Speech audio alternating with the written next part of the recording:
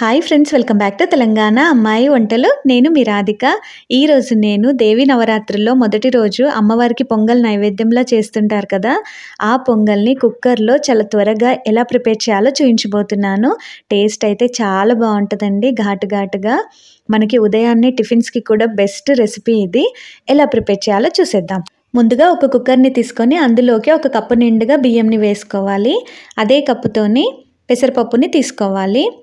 ఇలా పెసరపప్పు వేసుకున్న తర్వాత వాటర్ వేసుకొని ఒక 3 నుంచి 4 సార్లు శుభ్రం చేసుకోవాలండి.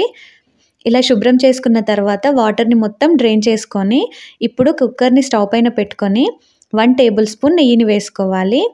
వేసుకొని ఒక 3 నుంచి 4 నిమిషాల పాటు మనం వేయించుకోవాలి. ఇలా వేయించుకోవడం వల్ల మనకి పొంగల్ టేస్ట్ చాలా బాగుంటుంది. ఇలా వేయించుకున్న తర్వాత ఇందులోకి ఏదైతే కప్పుతో రైస్ తీసుకున్నాం కదా, అదే కప్పుతోని 8 కప్పుల నీళ్ళను వేసుకోవాలి. ఇలా నీళ్ళు వేసుకున్న తర్వాత రుచికి సరిపడా సాల్ట్, 1/2 టీ స్పూన్ పసుపుని వేసుకొని ఓసారి అంతా కలుపుకోవాలి. ఇలా కలుపుకున్న తర్వాత స్టవ్ని మీడియం ఫ్లేమ్లోనే ఉంచుకొని మూత పెట్టేసి ఒక 4 నుంచి 5 విజిల్లు వచ్చేంత వరకు ఉడికించుకోవాలండి. మీడియం ఫ్లేమ్లోనే ఉడికించుకోవాలి.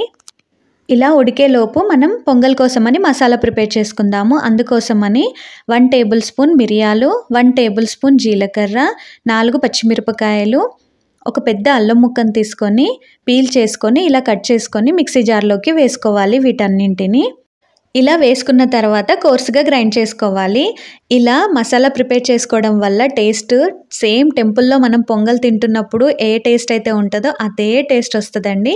పిల్లలు కూడా ఇంకా మిరియాలు, అల్లం ముక్కలు తీసే ఛాన్సే ఉండదు. ఇప్పుడు ఇంకా పక్కన పెట్టుకుందాం మసాలాని. ఇప్పుడు విజిల్ అంతా పోయిన తర్వాత మూత ఓపెన్ చేస్తే చూడండి, పొంగల్ చక్కగా ఉడికిపోయింది కదా.